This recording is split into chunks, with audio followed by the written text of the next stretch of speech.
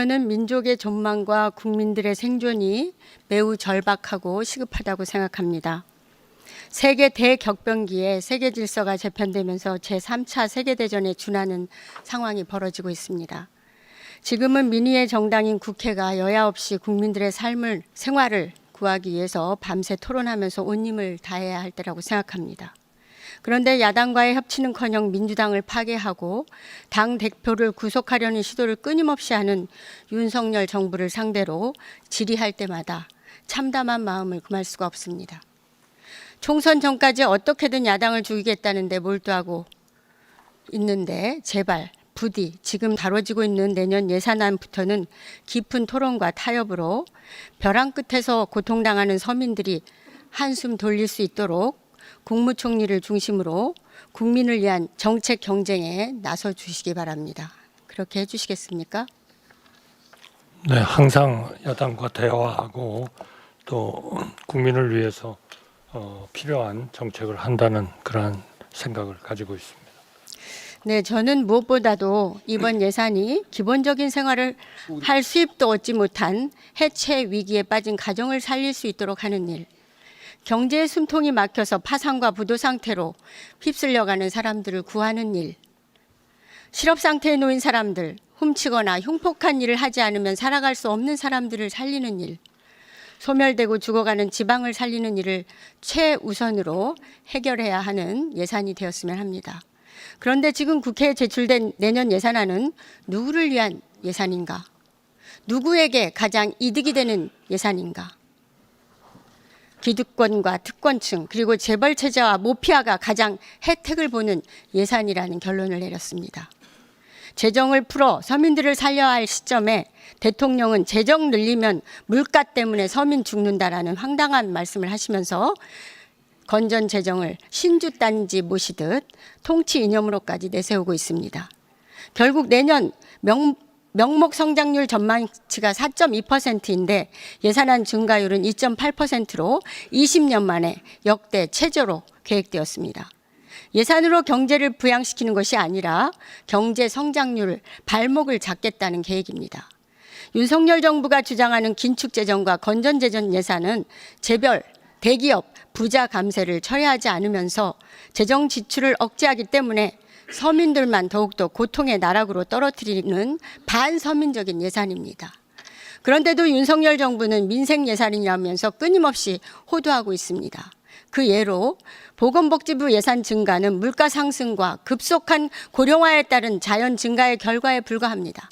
그 세부 내역을 살펴보면 오히려 더 많이 삭감되고 더 많이 축소되었음을 확인할 수 있습니다.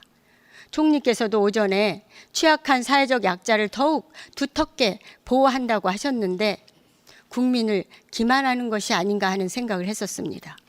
총리님, 정부는 잠재 성장률을 높일 수 있는 R&D 예산, 대통령의 전면 검토 한마디에 16.6%인 5조를 삭감해버렸습니다. 지역화폐 예산 3,525억도 전액 삭감했습니다. 청소년 활동 지원 예산 38억 전액 삭감했습니다. 디지털 성범죄 예방 예산 전액 삭감했습니다.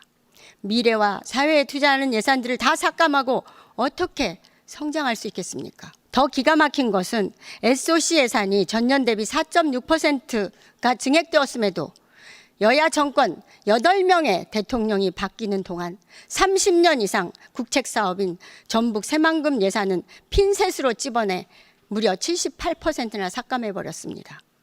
정부 행사로 세계적 대망신을 당한 잼버리 대회 실패를 전북 탓으로 돌리고 화풀이를 하고 국민 혈세를 정치 보복과 지역 차별 수단으로 쓰고 있다고 판단됩니다. 총리님, 전북 출신이시죠? 네, 그렇습니다. 네. 윤석열 대통령께서 총리님 임명 당시에 출신 지역도 고려했다고 알고 있습니다. 이렇게 명분 없는 정치 보복성 새만금 예산 편성을 왜 막지 않고 방치하셨습니까? 그것은 바로 지금 의원님께서 말씀하신 왜 내년도 예산을 이렇게 편성했는가 하는 거기에 대한 아주 전혀 다른 해석을 하고 계시기 때문에 제가 동의할 수가 없다 하는 말씀을 우선 드리겠습니다. 어느 정부가 총리님, 마음대로 비도해서 제가 그걸 묻지 마음대로 쓰기를 원치 않았습니다. 않겠습니까? 왜 부처가 요구한 예산액이 78%나 되었는데 왜 막지 않았냐 그 말씀을 물었습니다. 78%. 그런데 왜 그런 엉뚱한 답을 하세요? 아니 의원님께서 엉뚱한 아니 제가 얘기를 하고 새만금 계신 예산 건데요. 78%가 삭감되었을 때 전북 출신으로서 총리님은 그것을 제재하거나 문제를 왜 안 삼았냐, 왜 방치했냐 그걸 물었습니다. 그러니까- 그 답변을 해주십시오. 그러니까 의원님께서는 바로 78%를 삭제하는 것은 전혀 틀린 편성이다. 지금 이걸 전제로 하고 계시잖아요. 그렇죠. 예. 왜냐하면요. 그거는 바로 다른 지역의 예산들은 모두 부처가 요구한 예산안을 100% 반영했습니다. 공항 예산도 그렇고요. 철도 예산도 그렇고요. 선박 예산도 그렇고요. 도로 예산도 그랬습니다. 그런데 유독 새만금 예산만 부처가 요구한 예산안의 78%를 깎아버린 거죠. 그것도 잼버리 데이 직후에. 다 합의를 했었는데도 불구하고.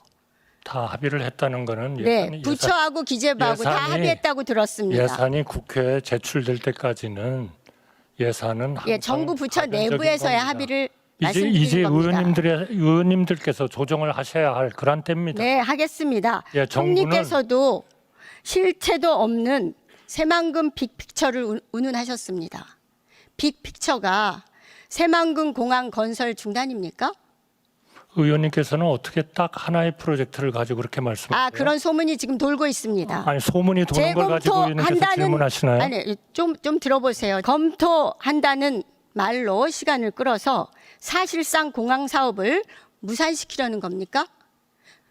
지연시키려는 겁니까? 그것이 지금 의원님께서 들으시는 소문이신가요? 네, 맞습니다. 어느 것도 지금 그 공항 문제나 모든 지금 의원님께서 말씀하신 문제에 대해서 결정을 내린 게 없습니다. 지금부터 검토를 해야 되는 겁니다.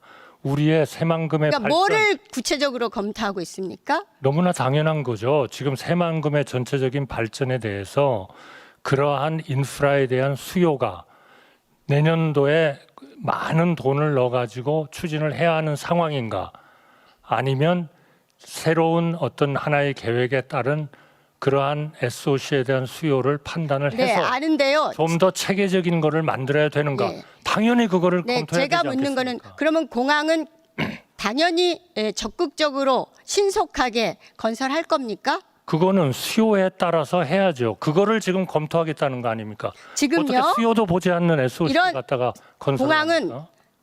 무산시키겠다라는 소문이 돌고 있고요. 소문을 가지고 하더라도 지리하지 아주 마십시오. 나중에 검토한다더라 이런 소문이 돌고 있고요. 마무리만 남은 고속도로 건설은 반영하고 2025년에 마무리되게 되어 있으니까 철도, 항만 건설도 못하게 하고 식품 관련 사업 지구를 확대하는 것으로 전북 출신 총리와 전북 도지사까지 만나서 직접 의논했다. 이런 소문이 돌고 있습니다. 사실입니까? 그 소문은 전혀 가짜 뉴스고요. 그래요? 저 그러면 전북 국민을 제가 선동하시는 겁니다. 그렇게 주장하는 윤석열 정부에서 중요 요직을 차지하고 있는 분을 제보자를 제가 나중에 밝혀드릴 테니까 분명히 해명하시기 바랍니다. 그렇게 해주세요. 네. 바로 그 꼭 그렇게 그러한 해주시고 사람이 있다고 말씀하시는 게 그게 선동입니다. 아닙니다. 제가 직접 들었습니다. 그리고 들은 사람이 100명도 넘습니다. 제가 직접 확인해 드리겠습니다. 아주 요직에 계신 분입니다. 총리께서는 개수재정 과정에서 새만금 예산을 모두 원상 복귀시키는 거에 대해서 어떻게 생각합니까? 그거는 의원님들께서 결정하실 일이지만 정부로서는 2025년 12월까지 충분히 우리가 검토를 해가지고 계획을 확정한 다음에 예산을 넣는 것이 옳다 이렇게 생각합니다. 네, 의원들이 결정을 하면은 도와주시겠습니까? 제가 도울 일이 뭐가 있겠습니까? 의원님들께서 새만금 결정을 예산을 하시면. 모두 복원하는 것을 의회가 의결하면 전북 출신 총리로서 적극 나서서 함께 도와주시겠습니까? 전북 출신 총리가 아니고요. 대한민국 총리로서 판단하겠습니다.